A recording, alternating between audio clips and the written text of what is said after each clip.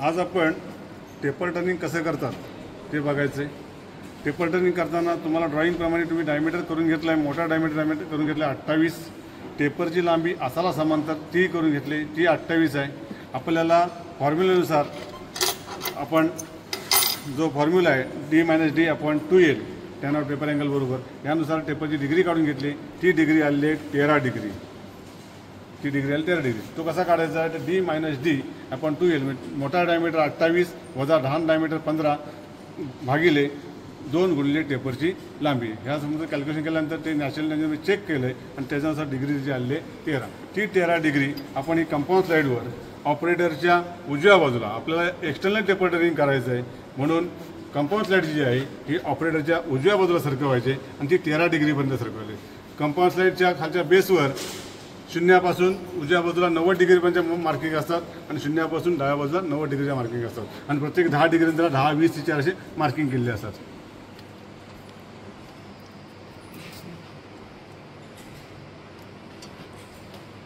पण 13 अंश तर 13ची डिग्री कंपाऊंड साईड लावलेली आहे।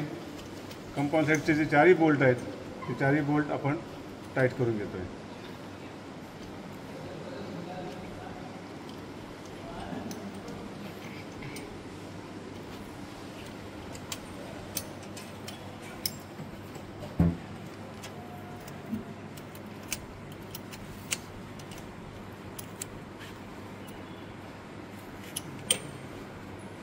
त्यानंतर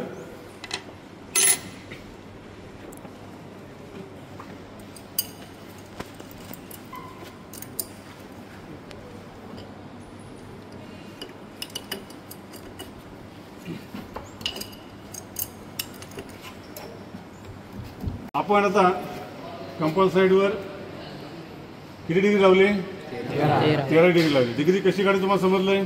त्यानंतर टूलपोस्ट जो आहे हा टूलपोस्ट पूर्णपणे राईट अँगलला करून घेतला आहे। त्यानंतर कंपाऊंड साईड जी आहे ही कंपाऊंड साईडचा हँडव्हील फिरवून कंपाऊंड साईड मागे करून घ्यायची।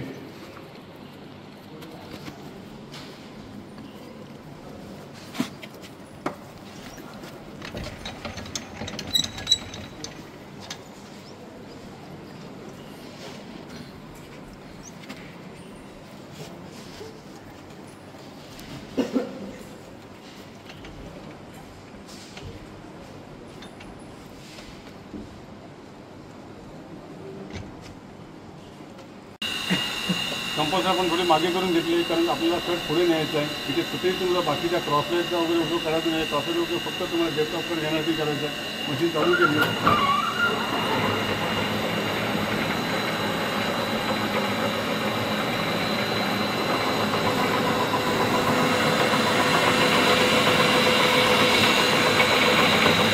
तुम्हाला टेपरची सकाळी मी व्याख्या शिकवली।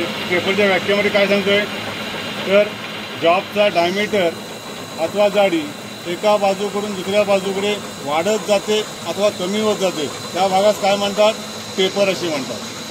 त्या भागात काय म्हणतात, टेपर। तुम्हाला दिसतोय बघा, मी कट लावल्यानंतर तो कट काही अंतर थोडा अंतर 5-6 मिनिट पुढे गेल्यानंतर तो कट संपतोय। हां, म्हणजे तो काय करतो, टेपर भाग वरती होत होते, परत मी तो कट तसंच मागे आणतोय। डेप्थ ऑफ कट या क्रॉसेस आणि डेप्थ कट वाढवतोय आणि परत मी तो कट लावतोय। असं आपल्याला कितीपर्यंत करायचं आहे, तो असा जो पुढचा डायमीटर आहे तो किती व्हायला पाहिजे, 15 मिलीमीटर। ज्याही तुमचा पुढचा डायमीटर 15 मिलीमीटर होईल तर ही लांबी बरोबर 28 मिनिट पूर्ण होऊन जाईल। त्या कॅल्क्युलेशन आपण काय केली, ती डिग्री 13 डिग्री काढलेली आहे।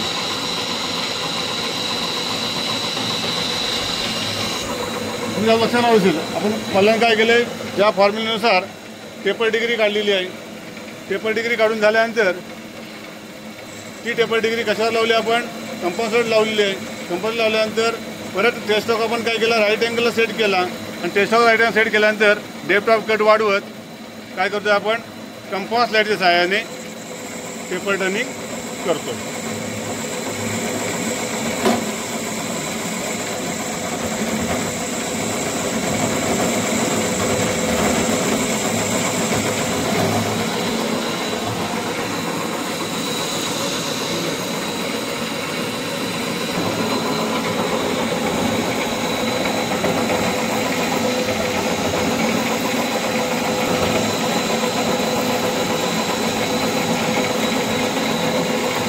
तुम्हाला आता इथे बघा, आता पण तुम्ही काय केलं होतं, प्लेन टर्निंग केलं होतं, स्टेप टर्निंग केलं होतं, आणि हे करत असताना तुम्हाला प्रत्येकी डायमीटर सगळ्या ठिकाणी सारखा लागत होता.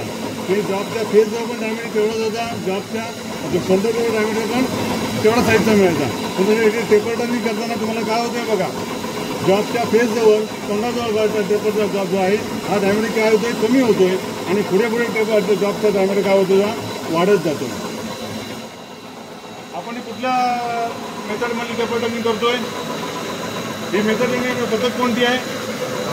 हा कंपाऊंड सहाय्याने टेपर टर्निंग.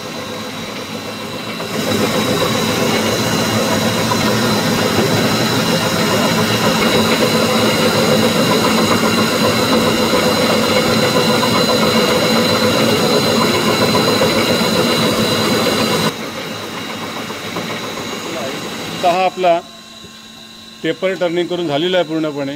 हा डायमीटर आपला 28 होता संपूर्ण. टेपर अँगल 13 लावून आपण त्याचा डायमीटर किती केला आहे, तर 15 डायमीटर पुढचा केलेला आहे, आणि टेपरची लांबी आहे 28.